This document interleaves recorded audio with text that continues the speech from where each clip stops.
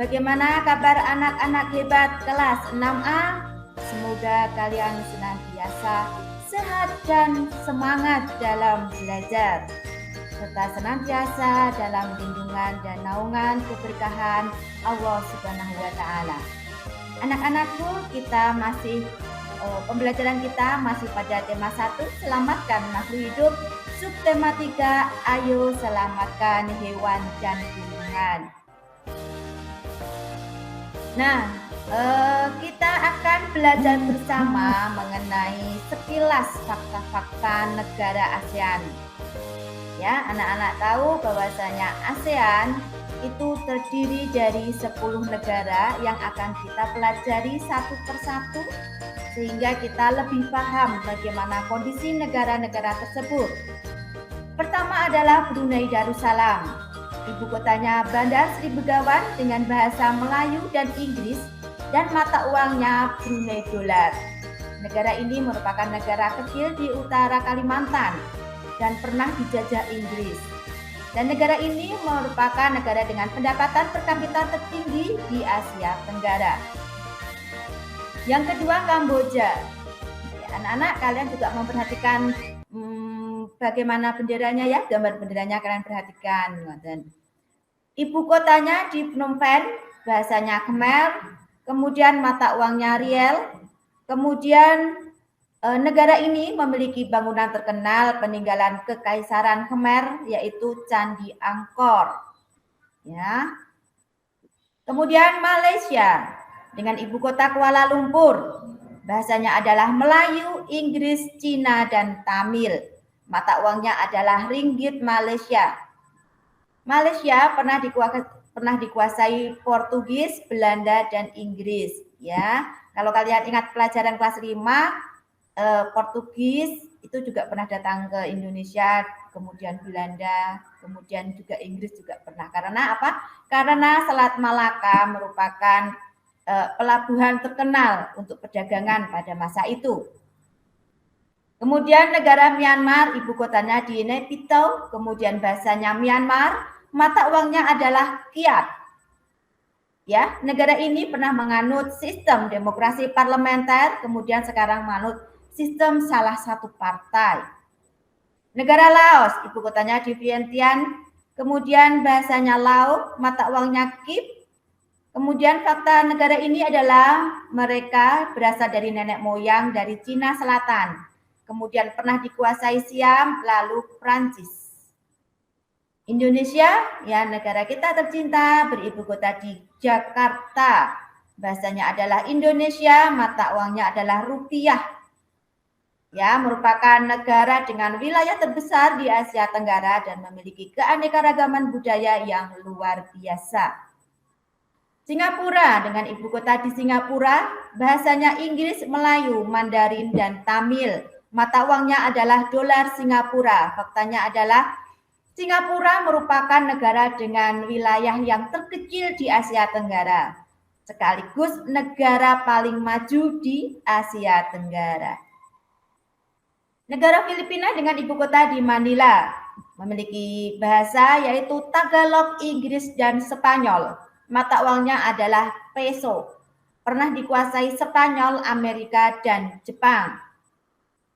Negara Thailand beribu kota di Bangkok. Bahasa negaranya adalah Bangkok, mata uangnya adalah baht. Faktanya ini merupakan Thailand merupakan satu-satunya negara di Asia Tenggara yang tidak pernah dijajah atau dikuasai oleh bangsa lain. Vietnam, ibu kota di Hanoi. Bahasanya Vietnam, mata uangnya dong, dan Vietnam merupakan sebuah negara sosialis. Ya, di sana presiden sekaligus seorang pemimpin militer. Ya, anak-anakku, itulah tadi sekilas negara-negara di ASEAN, negara-negara anggota ASEAN. Ya, kemudian bentuk kerjasama ASEAN yang dilakukan oleh ke-10 negara tadi meliputi Defense Minister Meeting, yaitu pertemuan rutin Menteri Keamanan di negara-negara ASEAN.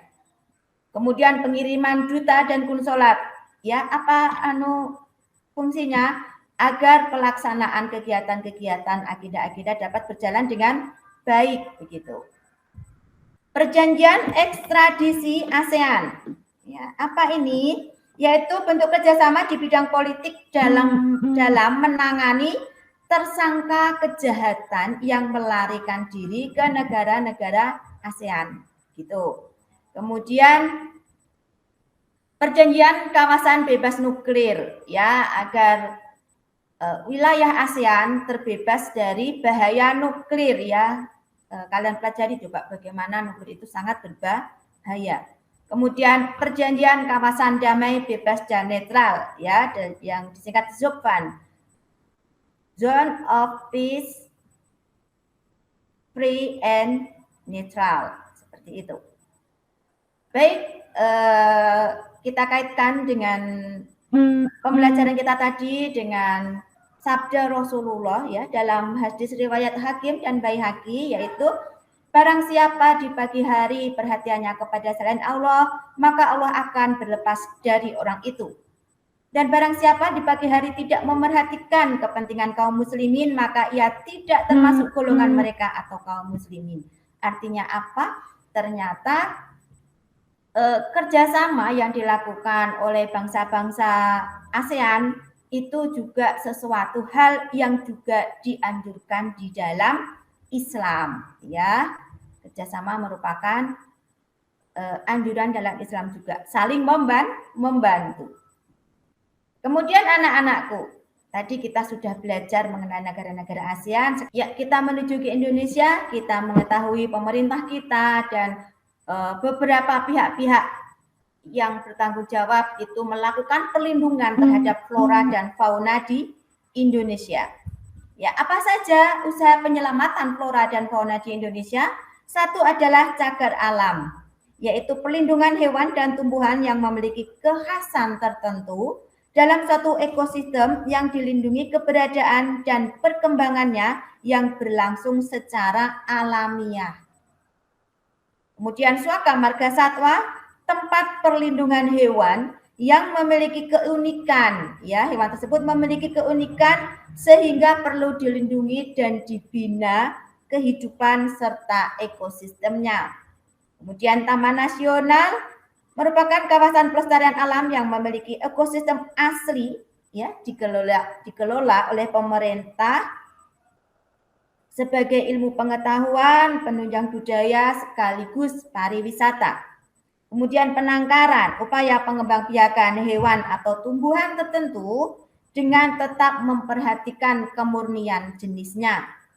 Ya, selanjutnya konservasi alam. Apa konservasi alam? Yaitu suatu manajemen terhadap alam dan lingkungan untuk melindungi hewan yang hampir punah. Kemudian kebun raya merupakan lahan yang ditanami jenis tumbuhan untuk kepentingan koleksi sekaligus ilmu pengetahuan. Hutan lindung merupakan area yang dilindungi oleh pemerintah atau masyarakat sebagai hutan yang berfungsi sebagai resapan air dan bermanfaat bagi masyarakat sekitar. Tentu saja tetap menjaga hutan itu tetap lestari, ya, jadi tidak asal masyarakat memanfaatkannya.